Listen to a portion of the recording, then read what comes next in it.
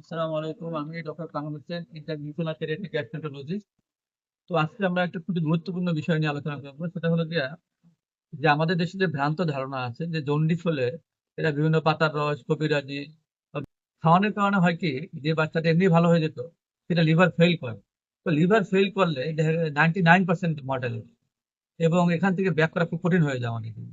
এই বাচ্চাটা এই জন্ডিস হয়েছে এবং এই জন্ডিস হলো হেপাটাইটিস A ভাইরাস নিয়ে। এবং এটা হলো গিয়া পানিবাহিত বা খাবার বাহিত জন্ডিস, যেটা সাধারণত 1 থেকে 3 মাসের ভিতরে ভালো হয়, নর্মালি ভালো হয়। এটার কবিরাজি খাওয়ানোর কারণে এই বাচ্চা দেখেন একদম পেট ফুলে গেছে, এই পায়ে দেখেন পানি চলে আসছে, হ্যাঁ, এবং পেটে অনেক পানি, পেটে অনেক পানি চলে আসছে এবং বাচ্চা এখন শ্বাসকষ্ট হচ্ছে, তার লাংসের ভিতরে পানি জমছে। তো মায়ের কাছ থেকে আমরা একটু শুনি যে আসলে কি ঘটনা ঘটে। ওর জন্ডিস ধরা পড়ছে কবে থেকে?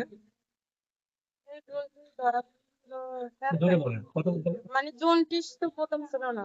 প্রথমে মানে কয়েকদিন পরে জন্ডিসটা হ্যাঁ, ধরা পড়ছিল। ধরা পড়ে কি বললেন আপনি? ধরা পড়ার পরে মানে মানে পাশে নিয়ে আমি ধারাইছিলাম। হ্যাঁ, ধারার পরে যে কবিরাজি ওষুধ ছিল। কবিরাজ ওষুধ দিয়েছেন? হ্যাঁ, আপনার বাড়ি কোথায়? আমার বাড়ি ভোলাতে। ভালো আছে। আচ্ছা, কবিরাজি ওষুধ খাওয়ানোর পরে? খাওয়ানোর পরে তারপর আমি ভোলাতে ডাক্তার দেখাইছি। হ্যাঁ, ডাক্তার দেখানোর পরে উনি মানে আলতা দিতে মানে কিছু টেস্ট দিতে। দেওয়ার পরে আমি 3টা টেস্ট নিয়েছি। নেওয়ার পরে উনি টেস্টে যা আসছিল তারপর আমার বলছিল যে আপনি ওকে এই জায়গায় রাখা কোনো সম্ভব না, ওকে বাইরে যে কোনো জায়গায় নিয়ে যান। তার তো বরিশাল নাই ঢাকা, এটা বলছো। তারপর আমি নিয়ে আসছি।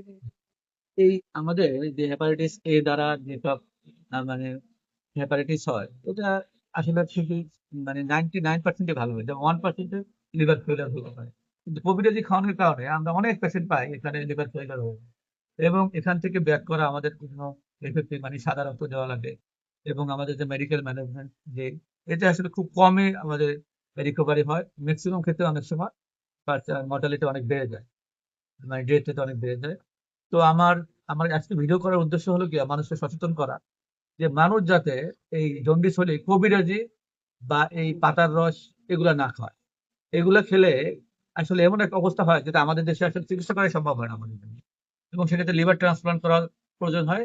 এবং লিভার ট্রান্সপ্লান্ট করতে কমপক্ষে 40-50 লাখ টাকা দরকার, সেটা বাংলাদেশেও সম্ভব না, সেটা ইন্ডিয়া বা বহির্বিশ্বে সম্ভব। এই জন্য আমার বাংলাদেশের নাগরিক বা জনগণের প্রতি অনুরোধ থাকবে, দয়া করে আপনারা কোনো কিছু জন্ডিস বা এরকম কোনো জটিল রোগ দেখা দিলে আপনার রেজিস্টার এমবিবিএস ডাক্তার বা বিশেষজ্ঞ চিকিৎসকের শরণাপন্ন হন, এবং ভুলেও কারো কথায় এসব জিনিস খাওয়াবেন না। এতে খাওয়ালে আসলে এমন কমপ্লিকেশন হয় যেটা আসলে আমাদের দেশের চিকিৎসা দ্বারা ম্যানেজমেন্ট করা সম্ভব না। ধন্যবাদ সবাইকে।